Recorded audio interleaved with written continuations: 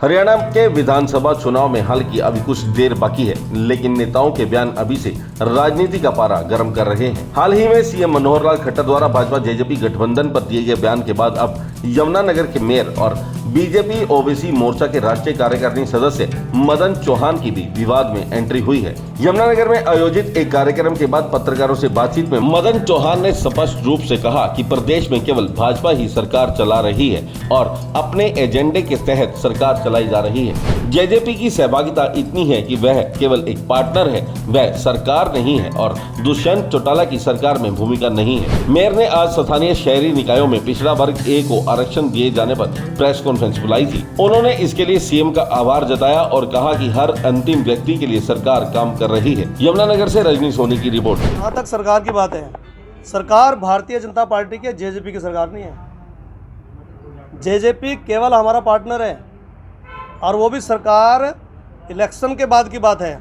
जो भी काम करेंगे हम करेंगे, जो भी व्यवस्था करेंगे हम करेंगे, जो भी डिसीजन लेंगे आदरणीय मुख्यमंत्री लेंगे, जो भी काम करेंगे। हमारी बीजेपी की सरकार मुख्यमंत्री जी के नेतृत्व में चल रही है।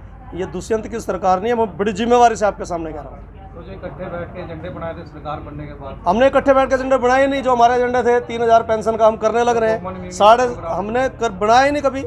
हमने 2750 कर दी पेंशन, बुढ़ापा पेंशन, विकलांग पेंशन। हमारा 3000 का मुद्दा था।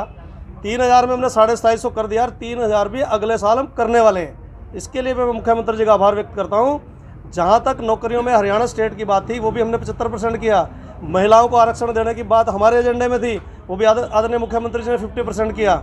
इस सरकार भारतीय जनता पार्टी की सरकार है, आदरणीय मनोहर लाल जी के नेतृत्व में चल रही है। जिम्मेवारी से दे रहा हूँ। दुष्यंत चौटाला की सरकार नहीं है, मैं सिरे से नकार रहा हूँ।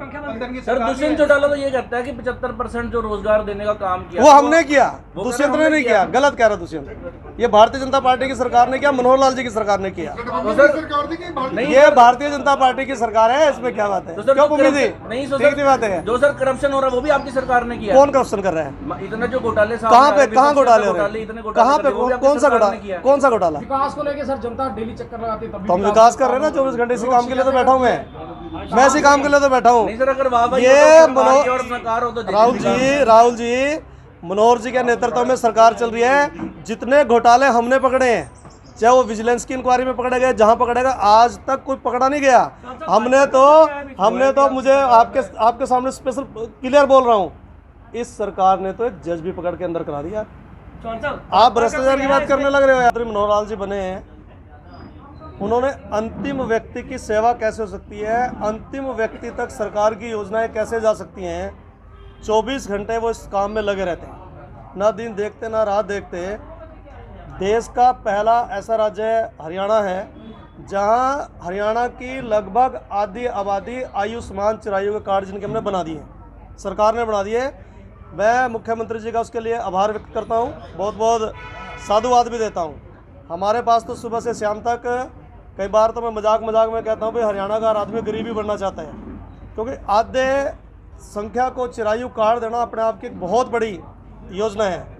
और पिछले दिनों जब पंचायती राज के चुनाव हुए, उसके अंदर भी 8% जो हमारा BCA है, उस BCA में हमारी 68 बरादरियाँ आती हैं। जैसे हमारे लोहार हो गए, पाल गडरिया समाज हो गया, प्रजापति हो गया, नाई, धोबी, तेली, जुलाहे, ऐसे बहुत से लोग हैं, कुम्हार हैं, झींवर हैं।